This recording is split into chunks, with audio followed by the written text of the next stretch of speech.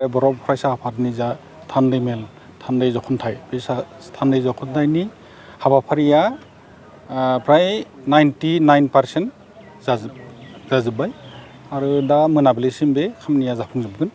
दा जोंना माखासे आनसलिक आरो माखासे जिल्ला दा नै सफैबायानो जोंना थान्दै बिथांमोना दा बिथांमोनखौ जों दोननायनि माबाखौ बेबस्थाखौ खालामदों।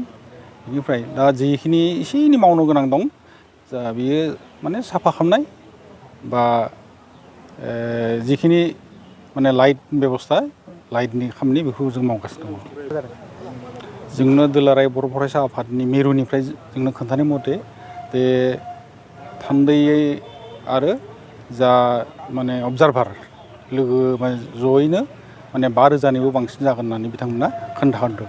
थान्दै हिसाबै 3,000 जोङो जिहेतु जोंखौ बानजाय आफाद हिसाबै दाना होदों बिथांमोनखौ मोजाङै खुंफुंनो हरनो थाखाय जोङो बयबो जा जोंनि साब कमिटिफोर बे साब कमिटिफोरा गासिबो साखाफारा जाना दंखायो बिथांमोनखौ माने सिबिनो थाखाय।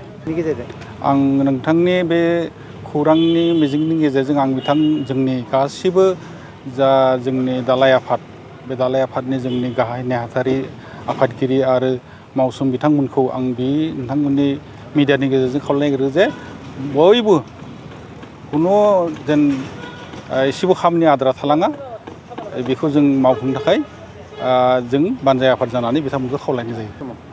बे समाव आं जोंनि मावथिफारिया लोगो बिथांमोनखौ आं बेखौनो खावलायगोन जे बे जा जिथुनाखि जानो गोनां आरो सानथाम हाबाफारियाव जे गासिबो जों कपारेसन होलायलायनानै जोंनि मेन बानजाय आफादजों सावरायलायनानै जों गासिबो खामानिखौ मावनो जों नाजाबाय थागोन।